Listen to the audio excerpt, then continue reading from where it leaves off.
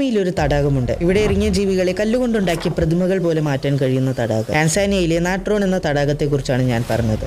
സിനിമകളിൽ മാത്രം കേട്ട് പരിചയമുള്ള ഈ കാര്യത്തിന്റെ കാരണം എന്താണ്? മനുഷ്യൻ ഇതിലേക്ക് ഇറങ്ങിയാൽ എന്തായിരിക്കും സംഭവിക്കുക? 2013 പ്രശസ്ത വൈൽഡ് ലൈഫ് ഫോട്ടോഗ്രാഫറായ നിക് ബ്രാൻഡ് ഈ സ്ഥലം സന്ദർശിക്കുകയുണ്ടായി. ഇങ്ങനെ ഓരോ സ്ഥലങ്ങൾ സന്ദർശിക്കുമ്പോഴും അവിടുത്തെ ജീവികളുടെ ഫോട്ടോസ് എടുക്കുന്നത് പതിവാണ്. അദ്ദേഹത്തിന്റെ ജോലിയും അതാണ്. പക്ഷേ ഇത്തവണ എടുത്ത ഫോട്ടോസ് ശാസ്ത്ര ലോകത്തെ പോലും അമ്പരിപ്പിക്കുന്നതായിരുന്നു. ആ ജീവികൾക്കൊന്നും ജീവനുണ്ടായിരുന്നില്ല. മാത്രവുമല്ല, അവയൊക്കെ കാണപ്പെട്ടിരുന്നത് പ്രതിമകൾ പോലെയായിരുന്നു. ഈ തടാകത്തിലെ വെള്ളത്തിൽ വീണതുകൊണ്ടാണ് അവയൊക്കെ ഇതുപോലെയായി പോയത്. ചെറുജീവികളാണ് പ്രധാനമായും ഇതിൽ വീണ് കല്ലുപോലെയാകുന്നത്. എങ്കിലും മനുഷ്യരെ പോലുള്ള ജീവികൾക്കും ഇത് ഭീഷണിയാകുന്നുണ്ട്. എന്ത് കാരണത്താലാണ് ഈ തടാകം ഇത്രയും അപകടകാരിയായി മാറിയതെന്ന് നോക്കാം. ഈ തടാകത്തിൽ ഉപ്പിന്റെ സാന്നിധ്യം വളരെ കൂടുതലാണ്. ഈ ഉപ്പിന്റെ സാന്നിധ്യം കൊണ്ടല്ല ഇത് ഇത്രയും അപകടകാരിയായി മാറിയത്. ഇതിന്റെ തൊട്ടടുത്ത് ഒരു ആക്റ്റീവ് വാൽക്കാനോ ഉണ്ട്, ഒൽദോന്യോലെങ്കായ്. മറ്റ് അഗ്നിപർവ്വതങ്ങളുമായി വ്യത്യസ്തത പുലർത്തുന്ന ലാവയാണ് ഇതിനുള്ളത്. ഈ ലാവയിൽ സോഡിയം, പൊട്ടാസ്യം കാർബണേറ്റ് എന്നിവയുടെ സാന്നിധ്യമുണ്ട്. ഇവ കൂടിച്ചേർന്ന് നാട്രോൺ കാർബണേറ്റ് ആകുന്നു. ചുരുക്കത്തിൽ നാട്രോൺ എന്ന് പറയും. ഇതേ കാരണത്താലാണ് ഈ തടാകത്തിന് നാട്രോൺ എന്ന് പേര് കിട്ടിയത്. ഇത് വെള്ളത്തിൽ കൂടി ചേരുമ്പോൾ ഒരു മിക്സ്ചർ ഉണ്ടാകുന്നു.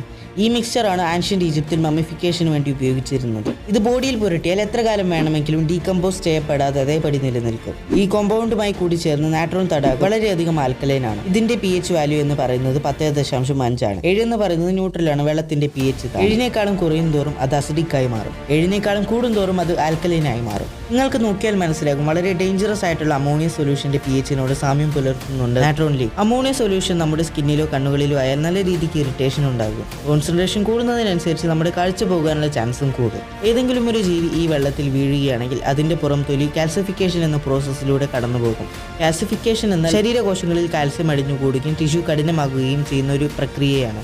എന്നാൽ എല്ലാ ജീവികൾക്കും ഇത് അത്രയ്ക്ക് അപകടകാരിയല്ല. പിങ്ക് നിറത്തിലുള്ള ഫ്ലെമിംഗോ എന്ന പക്ഷികൾക്ക് ഇതിൽ കുറച്ചു നേരം സർവൈവ് ചെയ്യാൻ കഴിയും. ഇതിന്റെ കാഠിന്യമേറിയ തൊലിയാണ് ഇവയെ തടാകത്തിൽ അതിജീവിക്കാൻ സഹായിക്കുന്നത്. കൂടാതെ ഇവയ്ക്ക് ഇവിടുത്തെ വെള്ളവും കുടിക്കാൻ കഴിയും. ഫ്ലെമിംഗോസിന്റെ നാസൽ കാവിറ്റിയിലുള്ള സ്പെഷ്യൽ ഗ്ലാൻഡ് ഉള്ളതുകൊണ്ടാണ് ഇവയ്ക്ക് വെള്ളം കുടിക്കാൻ കഴിയുന്നത്.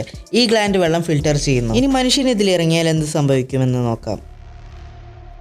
വേനൽക്കാലമായാൽ ഏതൊരു മനുഷ്യന്റെയും ആഗ്രഹമാണ് തണുത്ത തടാകത്തിൽ ഇറങ്ങി കുളിക്കുക എന്നത്. എന്നാൽ നിങ്ങൾ നാട്രോൺ തടാകത്തിലേക്ക് ഇറങ്ങിയാൽ നിങ്ങളുടെ ശരീരം തണുക്കുന്നതിന് പകരം പൊള്ളലേൽക്കുകയാണ് ചെയ്യുന്നത്. കാരണം വേനൽക്കാലമായാൽ ഈ തടാകത്തിന്റെ താപനില എന്ന് പറയുന്നത് 60°C ആയിരിക്കും. ഇത് മനുഷ്യന് താങ്ങാവുന്നതിലുമേറെയാണ്. എന്നാൽ നിങ്ങൾ പക്ഷികളെ പോലെ പെട്ടെന്ന് തന്നെ പാറകളായി മാറുന്നില്ല.